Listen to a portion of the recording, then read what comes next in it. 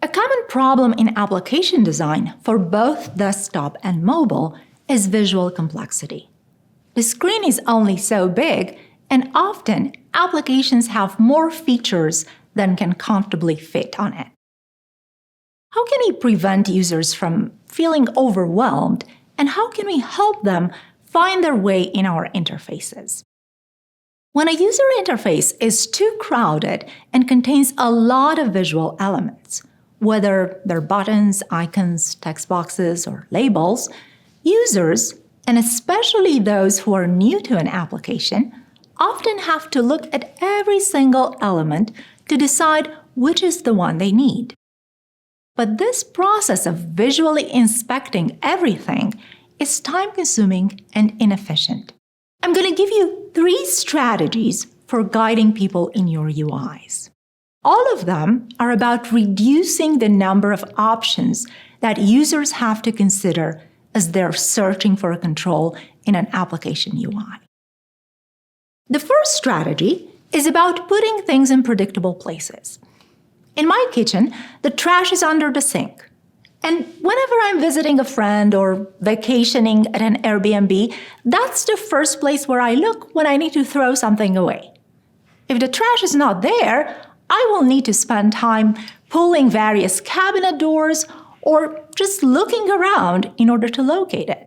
Effectively, if we place things in predictable places and use expected layouts and conventions, our users don't even have to look at big parts of the UI.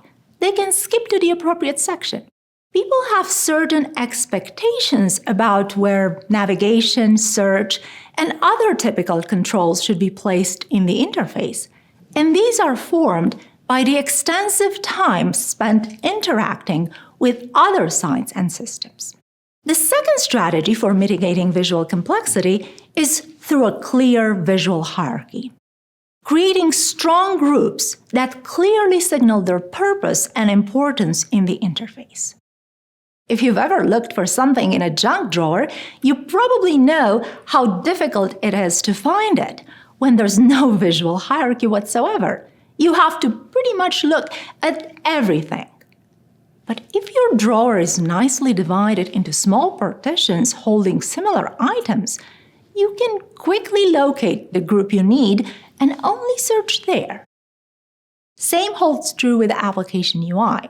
If controls are clearly grouped, the user will need to locate only the group of interest and perform a visual search inside that group instead of inspecting every single element on the screen.